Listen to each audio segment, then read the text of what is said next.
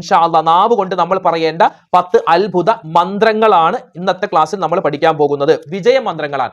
ഒന്നാമത്തേത് നമ്മൾ സാധാരണ പറയാറുണ്ട്, ഏത് നല്ല കാര്യം തുടങ്ങിയാലും, ഏത് നല്ല കാര്യം, ഭക്ഷണം കഴിക്കലാവട്ടെ, വാഹനത്തിൽ കയറലാവട്ടെ, നമ്മൾ അതുപോലെ തന്നെ വസ്ത്രം ധരിക്കലാവട്ടെ, എന്ത് നല്ല കാര്യം ചെയ്താലും പറയണമെന്ത്? ബിസ്മില്ലാഹിർ റഹ്മാനിർ റഹീം എന്ന് പറയുക. ഇനിയോ ഏതെങ്കിലും രണ്ടാമത്തെ വിജയമന്ത്രം, ഭാവി കാര്യം തീരുമാനിക്കുമ്പോ എനിക്ക് ഇൻഷാ അല്ലാഹ് എനിക്ക് അവിടെ പോകണം, എനിക്ക് ഇവിടെ പോകണം എന്നൊക്കെ നമ്മൾ ഭാവി കാര്യത്തിലേക്ക് നമ്മൾ ഓരോ കാര്യങ്ങളും പറയുമ്പോൾ അല്ലെങ്കിൽ ചിന്തിക്കുമ്പോൾ എന്ത് പറയണം? ഇൻഷാ അല്ലാഹ്, ഇൻഷാ അല്ലാഹ്. അള്ളാഹു ഉദ്ദേശിച്ചാൽ. ഒരാൾ നമ്മളെ പുകഴ്ത്തുമ്പോ, ഒരാൾ നമ്മളെ പുകഴ്ത്തുകയാണ്, ഓ എന്റെ പൊന്നടാവേ ഇത് നല്ല പ്രസംഗമാണല്ലോ, നല്ല ക്ലാസ് ആണല്ലോ, ഒരാൾ നമ്മളെ പുകഴ്ത്തുകയാണ്, അപ്പൊ എന്ത് പറയണം? നമ്മൾ എന്ത് പറയണം? സുബ്ഹാനല്ലാഹ്. ഇനി അഭിനന്ദനം പ്രകടിപ്പിക്കുമ്പോൾ പറയണം. ഇപ്പൊ ഉദാഹരണം പറഞ്ഞാൽ എത്രയോ ആളുകളാണെന്ന് അറിയോ, ഉസ്താദിന്റെ ക്ലാസ് നല്ല ക്ലാസ്സാണ്, നല്ല ക്ലാസ്സാണ്, നല്ല എല്ലാവർക്കും മനസ്സിലാകുന്ന രൂപത്തിലാണ് ഉസ്താദ് ക്ലാസ് പറയുന്നത് എന്ന് ചില ആൾക്കാർ പറയും. അപ്പൊ ആ കൂട്ടത്തിൽ എന്ത് പറയും? നമ്മൾ ഒരാളെ അഭിനന്ദിക്കുകയാണെങ്കിൽ അപ്പൊ പറയുന്നത് മാഷാ അല്ലാഹ് എന്ന് പറയും. മാഷാ അല്ലാഹ്, നല്ല പ്രസംഗം, നല്ല ക്ലാസ് ആണ് കേട്ടോ.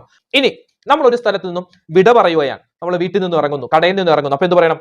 ഫി അമാനില്ല. ഇതെല്ലാം അള്ളാഹുവിന്റെ കാവലിൽ അല്ലെങ്കിൽ അള്ളാഹുവിന്റെ നിയന്ത്രണത്തിൽ എന്ന് ഏകദേശം അർത്ഥം വരുന്ന ഫി അമാനില്ല എന്ന് പറയണം. ഇനി ഒരു പ്രശ്നത്തിന് പരിഹാരം തേടി നമ്മൾ ഇറങ്ങുന്നു, ഇപ്പോൾ പഞ്ചായത്തിലേക്ക് പോകുന്നു, അല്ലെങ്കിൽ താലൂക്കിലേക്ക് പോകുന്നു, എന്തെങ്കിലും എന്താണ് ഒരു കാര്യങ്ങൾ ശരിയാക്കാൻ വേണ്ടി പോകുന്നു. അപ്പൊ നമ്മൾ എങ്ങോട്ടെങ്കിലും ഒരു കാര്യം, പ്രത്യേകിച്ച് ഹോസ്പിറ്റലിലേക്ക് പോകുന്നു, അല്ലെ? ഹോസ്പിറ്റലിൽ പോകുന്നത് എന്താ? നമ്മുടെ രോഗത്തിന് ശിഫ കിട്ടാൻ വേണ്ടിയല്ലേ നമ്മൾ പോകുന്നത്, ഗുളിക വാങ്ങാൻ, ഡോക്ടറെ കാണാൻ. ആ സമയത്ത് എന്ത് പറയണം?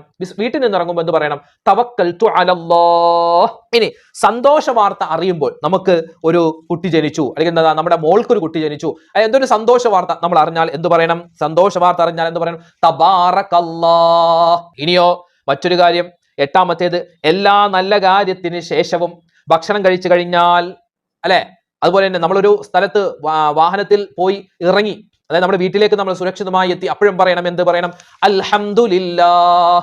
ഇനി ഒമ്പതാമത്തേത്, ഒരാളൊരു തെറ്റ് ചെയ്യുന്നത് കണ്ടാൽ, അല്ലെങ്കിൽ നമ്മൾ തെറ്റ് ചെയ്തു പോയാൽ, തെറ്റ് നമ്മൾ കണ്ടാൽ, തെറ്റ് നമ്മൾ കേട്ടാൽ പറയണം അസ്തഗ്ഫിറുല്ലാഹ്.